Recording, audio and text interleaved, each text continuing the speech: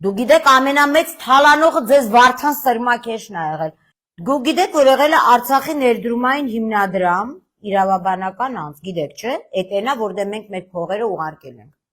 Դրա հետ միասին եղել է Հայաստանի բիզնեսի զարգացման փակ բաժնետիրական ընկերություն, որի իրական շահառուն եղել է Վարդան Սրմաքեշը, այն թուրք բուրակի տերը։ Այսինքն Արցախ բանկը բաղկացած է եղել երկու գրպանից, երկուսն էլ նույն մարդկանցը։ Մեկը Վարդան Սրմաքեշն է մի գրպանը, մյուս գրպանն էլ Արցախի ներդրումային հիմնադրամն է։ Այս որ դուք տիգնակ Սրմաքեշից ձեր փողերը ուզեք, դուք լսեցիք, ես էլ փող տվող չեմ։